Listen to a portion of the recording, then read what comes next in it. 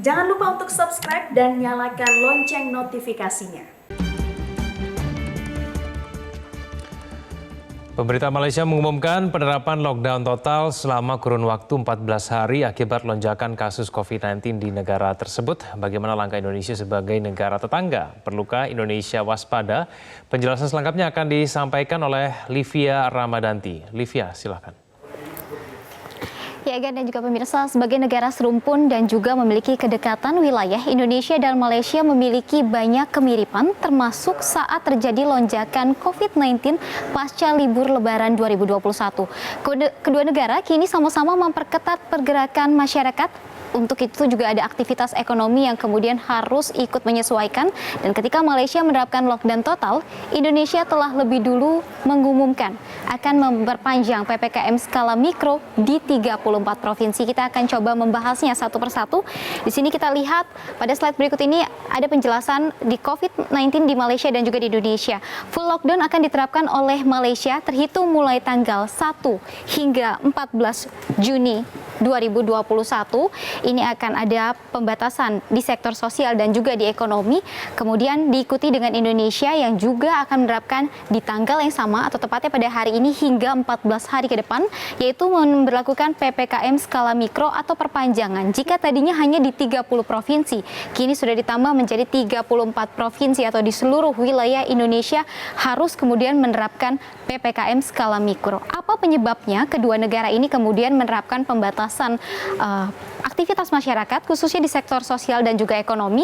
Ada beberapa poin di sini. Faktor-faktor penyebabnya adalah adanya mobilisasi masyarakat saat libur Lebaran yang cukup masif sehingga membuat adanya peningkatan kasus COVID-19, kemudian adanya pelanggaran relaksasi pada sektor hiburan yang menyebabkan juga adanya peningkatan kasus dan juga klaster-klaster baru, dan yang terakhir adalah masyarakat abai pada saat libur Lebaran di tahun 2021 ini yang juga meningkatkan angka kasus COVID-19 tidak hanya di dua negara ini namun di sejumlah negara serumpun lainnya. Jika kita melihat data dari dua negara baik itu Malaysia dan juga Indonesia, yang warna biru ini adalah Malaysia dan yang warna merah adalah Indonesia, kita lihat kasus harian COVID-19-nya ternyata masih lebih tinggi Malaysia jika kita bandingkan sejak tanggal 27 hingga tanggal 31 Mei 2021 atau tepatnya 5 hari terakhir.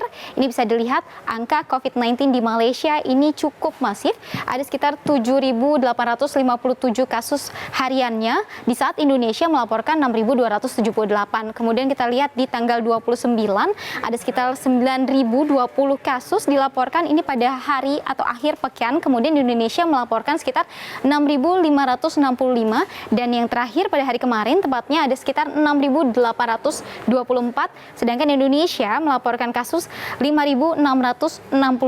Dengan jumlah penduduk yang jauh lebih sedikit bila dibandingkan Indonesia, angka ini bisa dibilang terjadi lonjakan sejak pertama kali Malaysia kemudian menetapkan lockdown pada tahun 2020 lalu.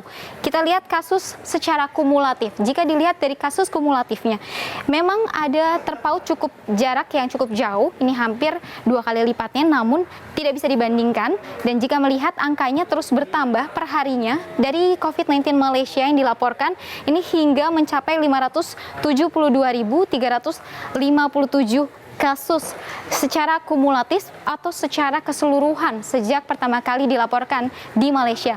Dan Indonesia sendiri mencatatkan ada sekitar 1.821.703 kasus kumulatif COVID-19. Tapi ini tidak termasuk dengan kasus aktif. Bagaimana dengan negara lainnya atau negara di ASEAN? Jika kita melihat kasus harian negara di ASEAN, ternyata memang Malaysia saat ini menempati peringkat pertama dengan laporan kasus COVID-19 sebesar 6.824. Ini yang tertinggi bila dibandingkan dengan negara lainnya seperti di Filipina yang melaporkan 6.684 kasus. Kemudian yang di posisi ketiga adalah Indonesia dan diikuti oleh Thailand dan juga negara lainnya yang ada di perkumpulan negara ASEAN atau 11 negara yang ada di perkumpulan ASEAN. Bagaimana dengan kasus kumulatif?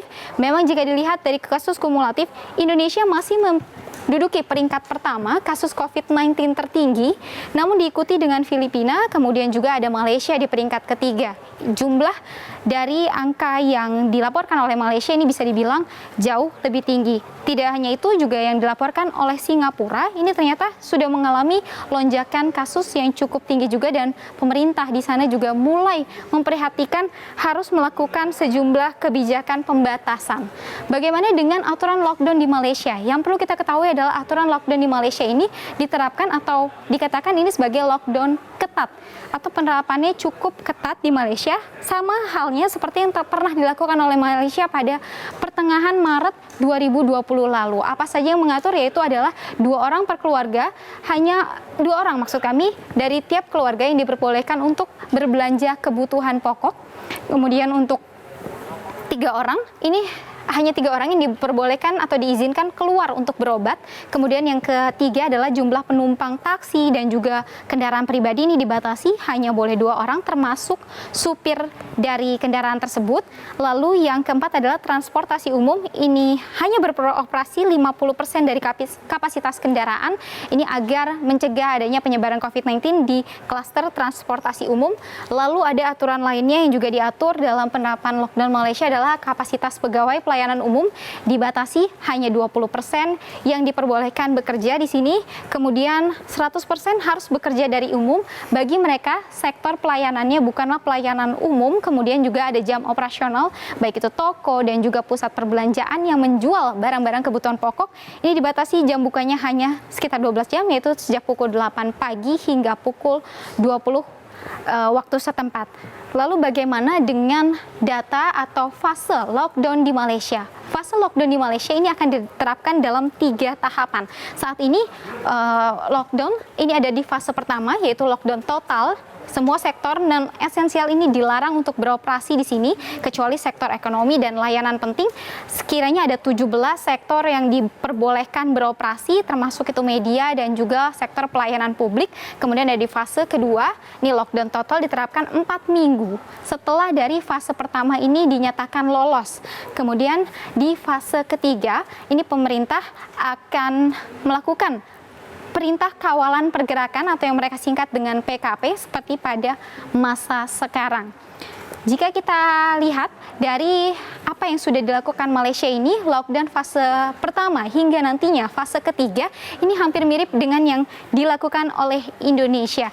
Dan setiap negara memiliki strategi masing-masing untuk menekan angka penyebaran COVID-19 di wilayahnya masing-masing tentu, seperti Singapura dengan menerapkan lockdown parsial, kemudian juga di Malaysia dengan lockdown total.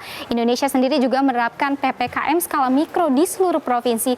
Namun apa yang diterapkan atau dilakukan oleh Malaysia ini bisa menjadi alarm untuk Indonesia agar lebih memperketat dan juga kembali awas setelah libur Lebaran agar kasus penyebaran COVID-19 di tanah air tidak meningkat lagi dan terus terapkan protokol kesehatan ketat sembari kita mendorong agar vaksinasi di tanah air berjalan dengan lancar. Untuk sementara saya kembalikan ke Egan. Baik, terima kasih atas informasinya Livia Ramadanti.